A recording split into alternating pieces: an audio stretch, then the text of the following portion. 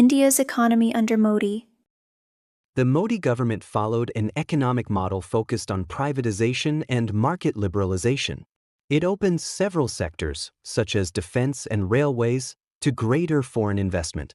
The government also proposed labor reforms that would make forming unions harder and give employers more flexibility.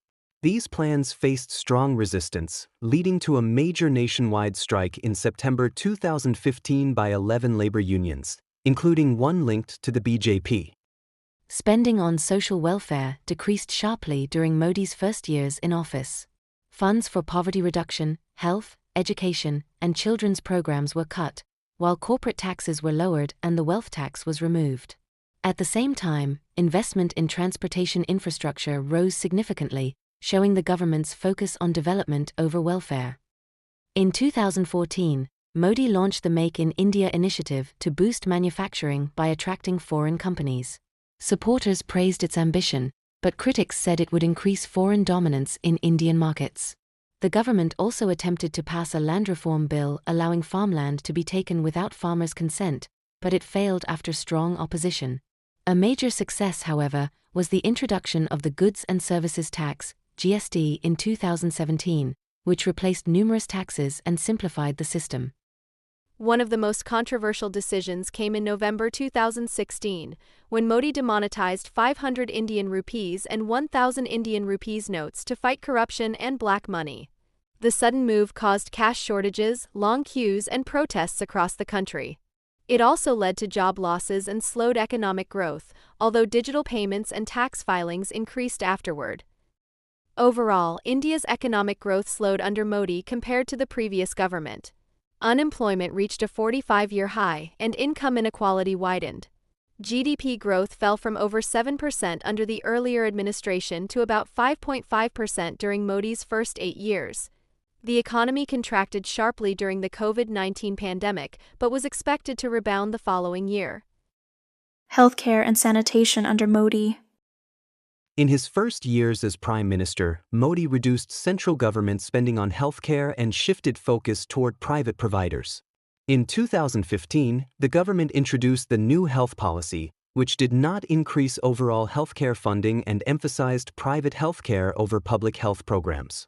The National Health Mission, which supports maternal and child health, received nearly 20% less funding than the previous year, and the budget was cut by another 15% in the second year. Although later budgets increased slightly and included government-funded health insurance, critics argued that the policy continued to favor private healthcare at the expense of public facilities. Modi also focused on sanitation as a key component of public health.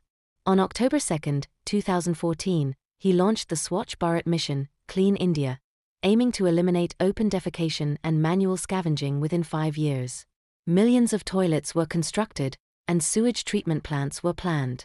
By May 2018, sanitation coverage rose from 38.7% to 84.1%, though actual use of toilets lagged behind targets. The World Health Organization estimated that the initiative prevented at least 180,000 diarrheal deaths in rural India. During the COVID-19 pandemic, Modi invoked the Epidemic Diseases Act and the Disaster Management Act in March 2020. The government suspended flights, imposed a 14-hour curfew, and soon enforced a nationwide lockdown.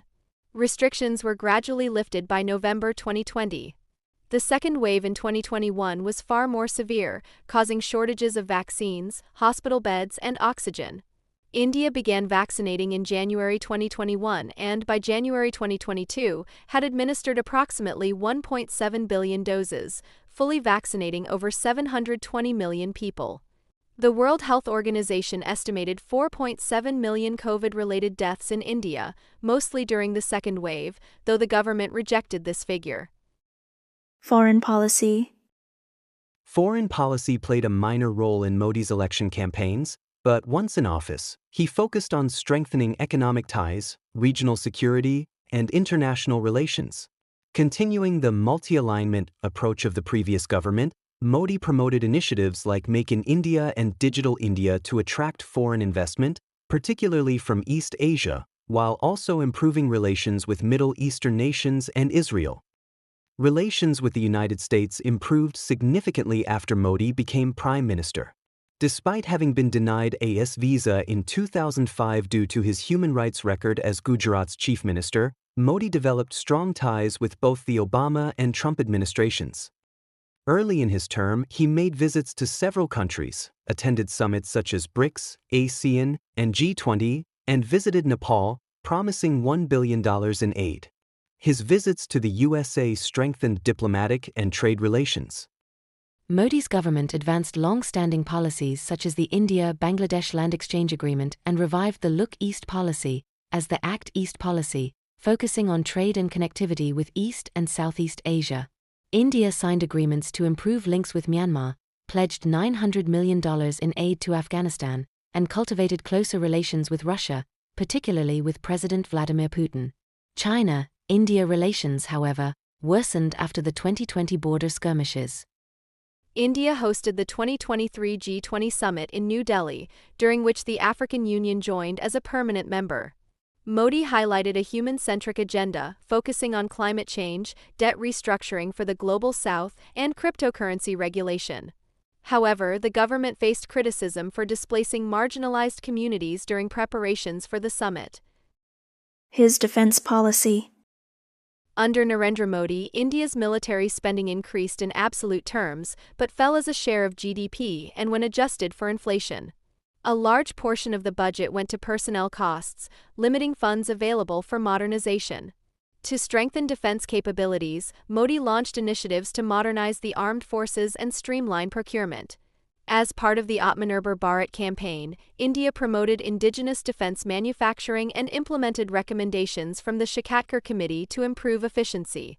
Efforts to create integrated theater commands aim to improve coordination among the Army, Navy, and Air Force, though full implementation has faced challenges.